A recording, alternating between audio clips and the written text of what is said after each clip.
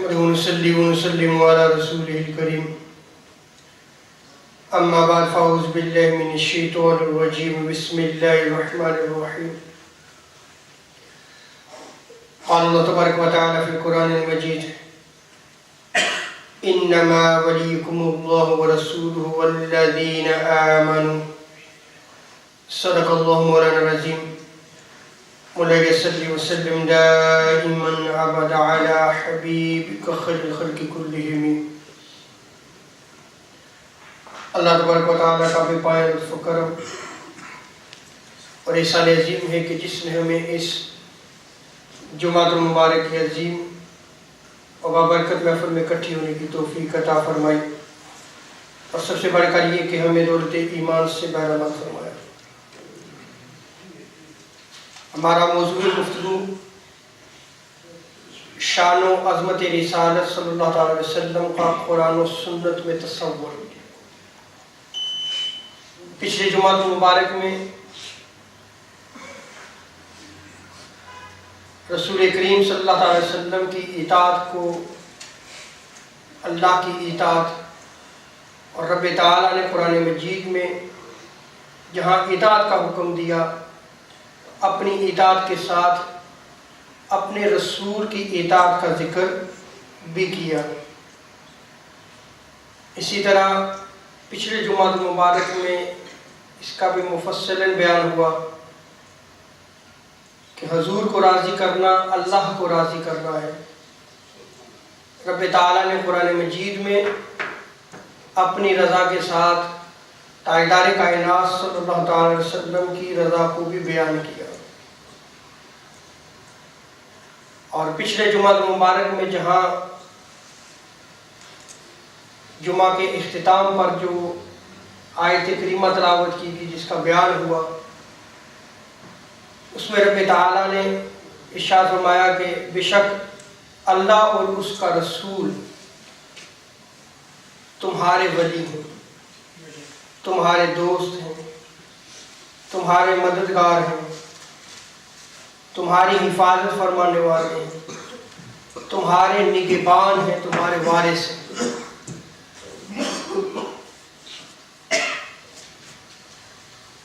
چونکہ آج ہمارا تعلق جو ہے وہ قرآن و سنت سے کمزور ہے، جس کی وجہ سے نئے نئے فتنے جو ہے وہ اٹھ رہے ہیں، اور ان فتنوں میں ایک فتنہ یہ بھی ہے کہ جہاں اللہ کے ساتھ تاجدار کائنات صلی اللہ تعالی وسلم کا ذکر کر دیا جائے، یا پھر اللہ اور اس کے رسول کا کٹھا جو ہے وہ بیان کر دیا جائے، تو فوراً جو ہے وہ شکوک و شبہات کا شکار ہو جاتا ہے اور کیا جاتا ہے. اور پھر انتہا یہ کہ یہ بات شرک تک چلی جاتی ہے، جس سے مسلمانوں کو جو ہے وہ مشرک قرار دیا جا رہا ہے، اور جو قرآن و سنت کی صحیح تعلیمات ہیں ان سے ہماری نوجوان نسل کو جو ہے وہ دور ہٹایا جا رہا ہے. یہ جو آیت کریمہ ہے جس میں رب تعالیٰ نے اپنا ولی ہونا بھی بیان کیا اور تاجدار کائنات صلی اللہ تعالی وسلم کے ولی ہونے کا بھی بیان کیا.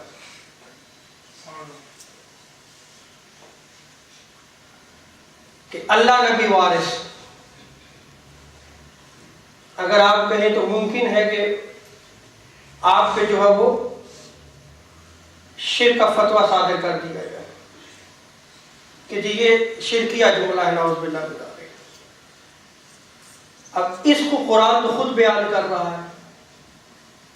قرآن مجید میں رب تعالیٰ فرماتا ہے انما ولیکم اللہ ورسولہ، اللہ اور اس کا رسول جو ہے وہ کیا ہے؟ ولی، وارث ہے، نگہبان ہے، مددگار ہے.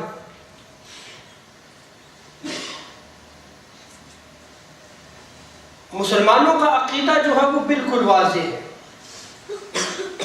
یہ یاد رکھ لیں کہ جہاں اللہ کے ولی ہونے کا ذکر ہے وہ ذاتی ہے، اور جہاں اس کے نبی کے ولی ہونے کا ذکر ہوگا یا مومنین کے ولی ہونے کا ذکر ہوگا تو وہ رب کی عطا ہے۔ یہ فرق جو ہے وہ ملحوظ خاطر رکھے، یہ عقیدہ صحیح ہے۔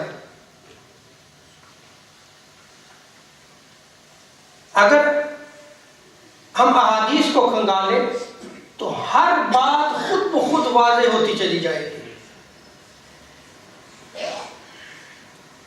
جیسے عمر فاروق رضی اللہ تعالی عنہ روایت کرتے ہیں، جامع ترمذی، سنن ابن ماجہ، مسند احمد بن حنبل، مجمع الزوائد، سنن دارقطنی، مصنف ابن ابی شیبہ میں اس روایت کو نقل کیا گیا۔ قال رسول اللہ صلی اللہ تعالی علیہ وسلم اللہ ورسول مولا من لا مولا لہ۔ اب یہاں پہ تاجدار کائنات صلی اللہ تعالی علیہ وسلم خود ارشاد فرما رہے ہیں کہ جس کا کوئی ولی و وارث نہ ہو، حضور ارشاد فرماتے ہیں کہ میں اس کا ولی و وارث ہوں۔ جس کی کوئی مدد کرنے والا نہ ہو، اس کی مدد کرنے والا اللہ اور اس کا رسول ہے، اس کے وارث اللہ اور اس کے رسول ہیں۔ اب اس حدیث مبارکہ میں دیکھ لیں، آئے تو میں نے پڑھ لی، اب اس حدیث مبارکہ میں بھی تاجدار کائنات صلی اللہ علیہ وسلم خود اللہ کے ساتھ اپنے آپ کو بھی جوڑ رہے ہیں، اپنا ذکر بھی کر رہے ہیں کہ اللہ بھی ولی ہے اور اس کا رسول بھی ولی ہے، اللہ بھی وارث ہے، اس کا رسول بھی وارث ہے، اللہ بھی حفاظت فرمانے والا ہے، اس کا رسول بھی حفاظت فرمانے والا ہے، اللہ بھی نگہبان ہے، اس کا رسول بھی نگہبان ہے۔ یہ تاجدار کائنات صلی اللہ علیہ وسلم کا فرمان ہے۔ اب خود آپ جو ہے وہ سوچیں کہ کس کا عقیدہ جو ہے وہ قرآن و سنت کے مطابق ہے اور کس کا عقیدہ جو ہے وہ قرآن و سنت کے خلاف ہے۔ کون گمراہی کی طرف چل رہا ہے اور کس کا جو ہے وہ عقیدہ صحیح حق کا ہے۔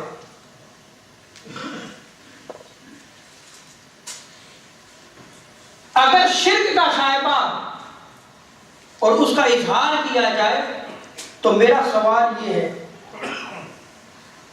کہ تاجدار کائنات صلی اللہ علیہ وسلم نے جو ارشاد فرمایا اللہ ورسولہ مولا من لا مولا لہ،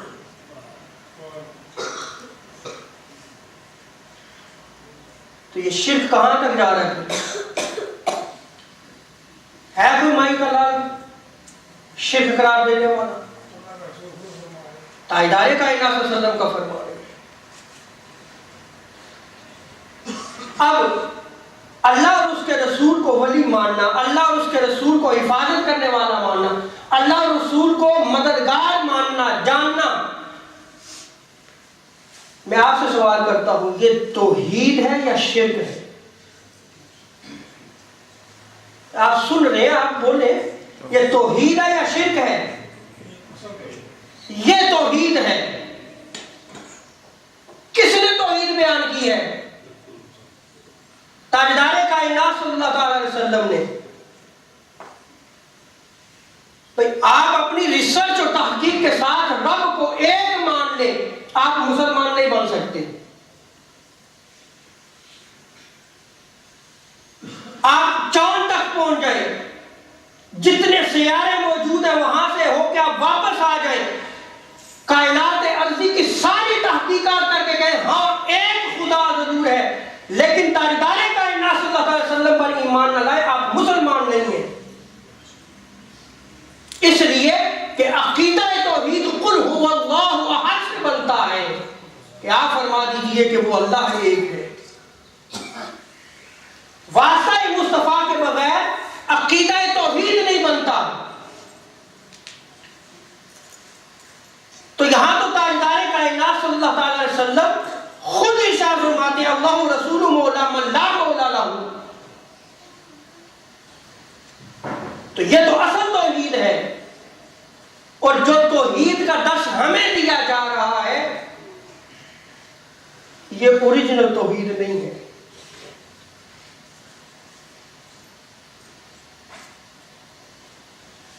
امام مناوی شرح جامع صغیر میں فرماتے ہیں اسی حدیث کی شرح میں، بہت بڑے امام اور محدث ہیں، آپ فرماتے ہیں اے حافظ اللہ حافظ لہ، جس کا کوئی حفاظت کرنے والا نہیں اللہ اور اس کا رسول اس کی حفاظت کرنے والا. یہ محدثین بھی یہی بیان کرتے ہیں. حضرت جعفر طیار رضی اللہ تعالی عنہ کی شہادت ہوئی تو تاجدار کائنات صلی اللہ تعالی وسلم جو ہے وہ ان کے ہاں تشریف لے گئے.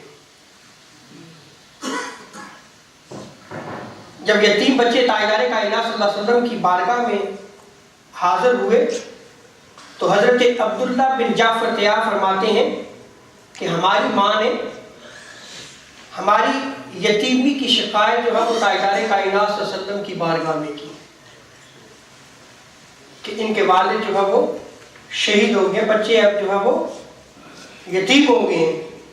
اس روایت کو مسند احمد بن حنبل، امام طبرانی نے، ابن عساکر نے بھی اس کو روایت کیا ہے. تو جب شکایت کی تو تاجدار کائنات صلی اللہ علیہ وسلم ارشاد فرماتے ہیں تخافین علی، ان بچوں کے حوالے سے آپ پریشان ہو، ان کے مستقبل کے حوالے سے کہ یہ یتیم ہو گئے، آپ کیوں پریشان ہوتی ہیں؟ وَأَنَا وَلِيُّهُمْ فِي الدُّنْيَا وَالْآخِرَةِ، میں دنیا میں بھی ان کا ولی ہوں، مددگار ہوں، حفاظت کرنے والا ہوں، نگہبان ہوں، وارث ہوں، اور آخرت میں بھی میں ان کا نگہبان و وارث ہوں.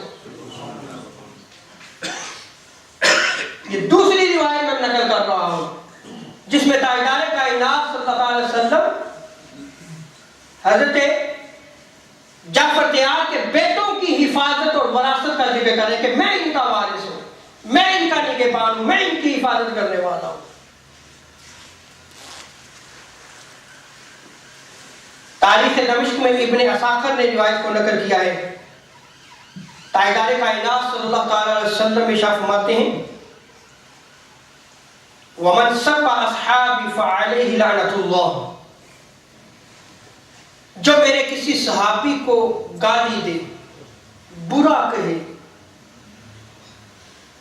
برے الفاظ میں یاد کرے میرے کسی صحابی کو، حضور شاہ فرماتے ہیں اس پر اللہ کی لعنت ہو.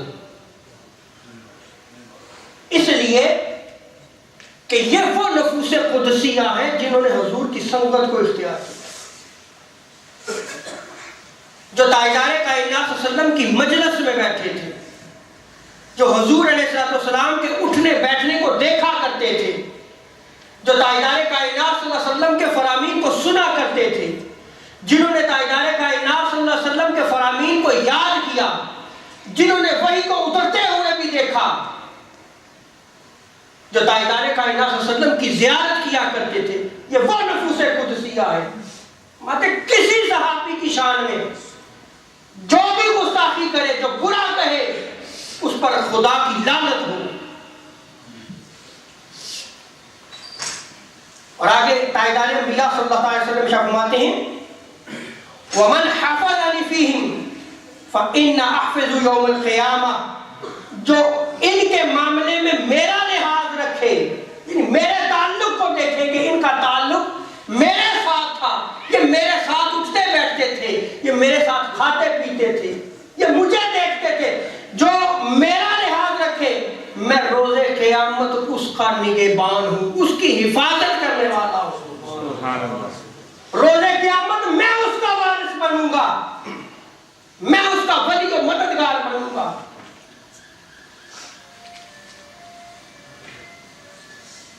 میں حدیثیں نقل کر رہا ہوں، یہ میری چوتھی روایت ہے، اور پچھلے جمعہ مبارک میں میں نے 3 روایات نقل کی تھی.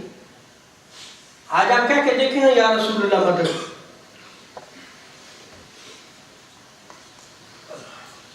یوٹیوب پہ جا کر دیکھ لیں آپ, کھولے کلپس, وہاں پہ کیا کیا جو ہے وہ واقعات جو ہے وہ بیان کی جاتی ہے. یہ شرک ہے, یہ توحید کے خلاف ہے. جو توحید تم سکھانا چاہتے ہو, جب ہم قرآن و سنت کی طرف رجوع کرتے ہیں تو وہ توحید ہمیں نظر نہیں آتی. توحید کا اصل درس دینے والے تاجدار کائنات صلی اللہ علیہ وسلم میں توحید تو سکھائی حضور نے. جب تک قرآن و سنت کا دامن نہیں تھاما جائے گا, اور 1400 سال میں جو قرآن و سنت کو سمجھا گیا پورا لنک حضور علیہ السلام تک نہیں ہوگا, وہ بندہ جو ہے وہ گمراہ ہو جائے گا. جب اس کی سند, اس کا چین جو ہے وہ تاجدار کائنات صلی اللہ علیہ وسلم تک پہنچے گا, ہر معاملے میں اسی کا عقیدہ صحیح ہے.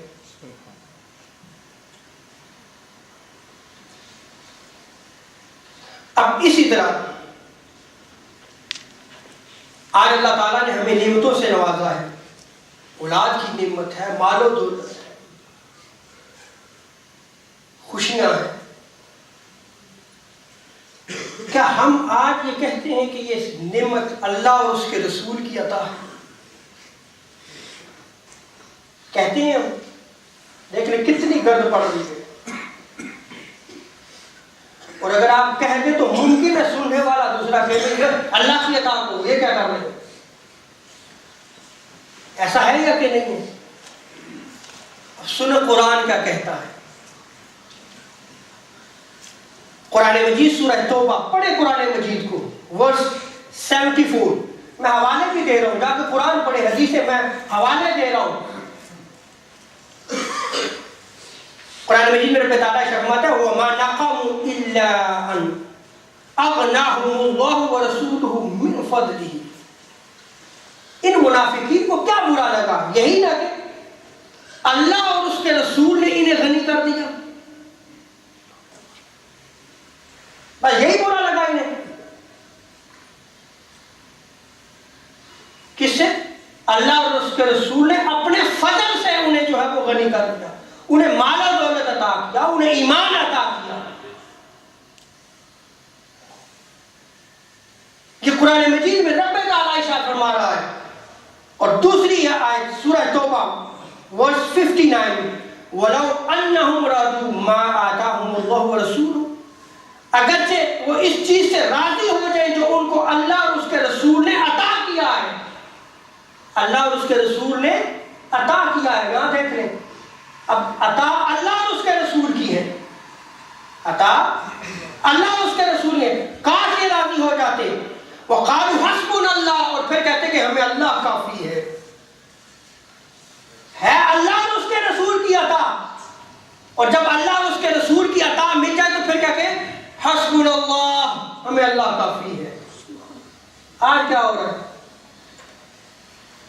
آج صرف یہ ہو رہا ہے حسبنا اللہ, اللہ کافی ہے, اور اللہ اور اس کا رسول نہیں کہتے نہیں یہ نہیں کرنا.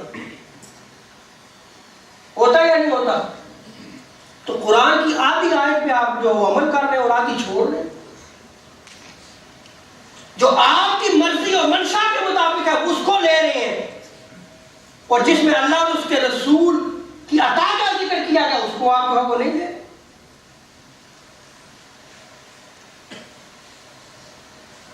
آگے رب تعالیٰ فرماتا ہے سَيُؤْتِينَ اللَّهُ مِنْ فَضْلِهِ وَرَسُولُهُ. ان قریب اللہ اور اس کا رسول ہمیں اپنے فضل سے عطا فرمائیں گے. یہ کیا چیز ہے؟ قرآن مجید پڑھ رہا ہوں میں.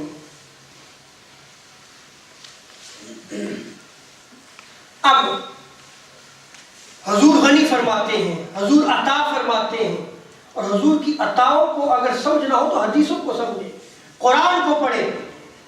بخاری شریف کتاب الزکات میں آتا ہے, سیدنا ابو ہریرہ رضی اللہ تعالی عنہ جو ہے وہ روایت کو نقل کرتے ہیں. اب دیکھیں یہ خود تاجدار کائنات صلی اللہ علیہ وسلم بیان کر رہے ہیں, کیونکہ آج اگر کہا جائے مجھے اللہ اور اس کے رسول نے غنی کر دیا, میرے اوپر اللہ اور اس کے رسول کی عطا ہے, ممکن ہے آپ کو شک میں ڈال دیا جائے. سنیں تاجدار کائنات صلی اللہ علیہ وسلم کیا فرماتے ہیں.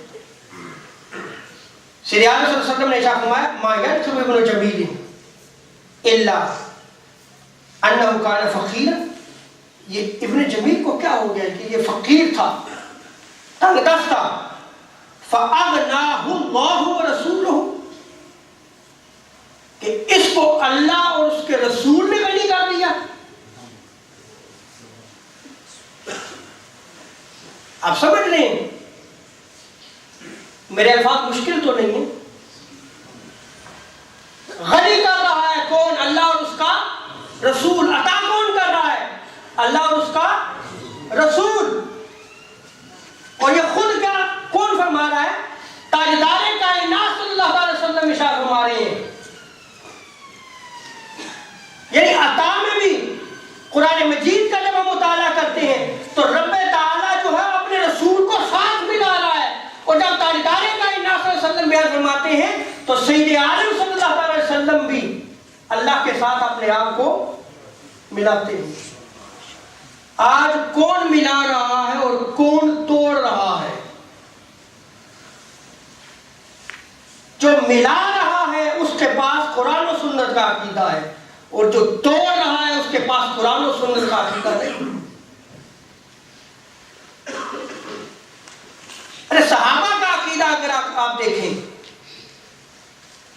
مسند احمد بن حنبل، جامع ترمذی کتاب الزہد میں اس روایت کو نقل کیا گیا، امام بہقی نے شعب الایمان میں اس روایت کو نقل کیا ہے۔ دیکھیں صحابہ کا عقیدہ کیا تھا، اور آج ہم کیا کر رہے ہیں۔ سیدنا ابو ہریرہ فرماتے ہیں کہ جب تاجدار کائنات صلی اللہ علیہ وسلم نے صدیق اکبر کے بارے میں فرمایا کہ مجھے کسی کے مال نے وہ نفع نہیں دیا جو ابو بکر کے مال نے مجھے دیا ہے۔ شان صدیق اکبر ہے۔ صدیق اکبر نے جب تاجدار کائنات صلی اللہ علیہ وسلم سے یہ سنا تو وہ عاشق رسول زاروں قطار رو پڑے، زاروں قطار رو پڑے، اور حضور کی بارگاہ میں پتہ کیا عرض کرتے ہیں؟ یہ ہے مقام فنا فی الرسول۔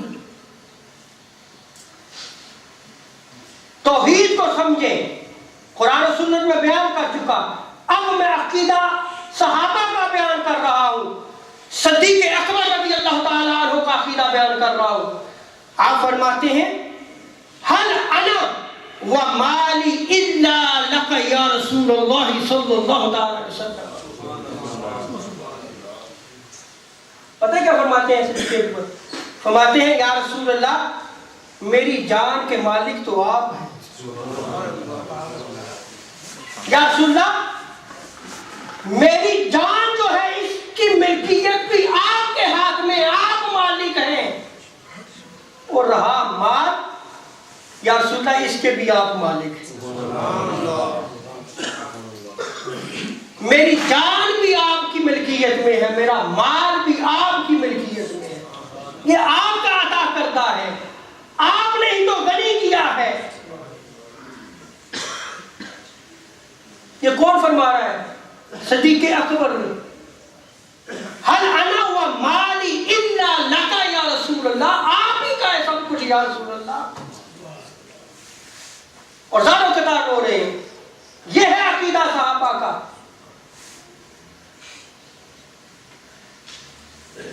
ہمیں آج اگر ایمان کی دولت نصیب ہے تو اللہ اور اس کے رسول کی عطا ہے۔ ہمیں اگر آج اللہ کی نعمتیں میسر ہیں تو اللہ اور اس کے رسول کا فضل ہے، اللہ اور اس کے رسول صلی اللہ علیہ وسلم کی عطا ہے۔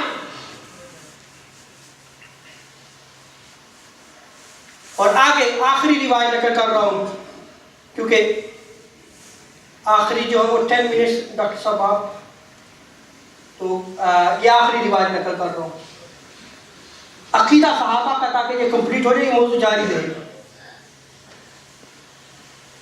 حضرت ابن عباس روایت کرتے ہیں، اور یہ انصار صحابی جو تاجدار کائنات صلی اللہ علیہ وسلم کے مدینہ میں مددگار ہوئے تھے نا، ان کے حوالے سے ذکر کیا گیا ہے۔ امام طبری نے تفسیر طبری جامع البیان میں اس کو نقل کیا ہے کہ جب یہ آیت کریمہ نازل ہوئی قل لا اسأل علیہ اجرا الا المودۃ فی القربى، اس کے اسباب نزول میں جمی مفسرین نے بیان کیا ہے۔ فرماتے ہیں کہ انصار جو ہے وہ گھٹنوں کے بل حضور کے سامنے جو ہے وہ عرض کرنے لگے، گھٹنوں کے بل کیا عرض کرتے ہیں حضور کی بارگاہ میں؟ اموالنا وما فی ایدینا للہ ورسولہ. یا رسول اللہ یہ جو ہمارے پاس مال ہے، دولت ہے، یہ اللہ اور اس کے رسول کا عطا کردہ ہے، اور جو کچھ ہمارے ہاتھ میں ہے یہ اللہ اور اس کے رسول کی عطا ہے، اس کی بخشش ہے. یہ سب اللہ اور اس کے رسول کا ہے. یہ کون بیان کر رہا ہے؟ انصار صحابہ بیان کر رہے ہیں. یہ ہے صحابہ کا عقیدہ. اب میں آپ سے پوچھتا ہوں، آخری یہ سوال میں آپ سے کرتا ہوں، کیا آج ہمارا یہ عقیدہ ہے؟ کیا ہم بیان کرتے ہیں؟ اور اگر نہیں بیان کرتے تو دیکھ لیں کہ ہم کہاں کھڑے ہیں. اور اگر بیان نہیں کیا جاتا اس محراب و منبر سے، یہ ضیاء نہیں پھوٹتی، تو اس کا قصوروار بھی کون ہے؟ اس کو بھی آپ خود سوچیں. اس لیے کہ حضور صلی اللہ علیہ وسلم نے فرمایا، مسلم بخاری کی روایت ہے کہ قرب قیامت لوگ جو ہلاک کو امام بنائیں گے، وہ خود نہیں بنیں گے. کون بنائے گا؟ لوگ بنائیں گے. اور حضور شاہ فرماتے ہیں کہ وہ خود بھی گمراہ ہوں گے اور لوگوں کو بھی گمراہ کریں گے.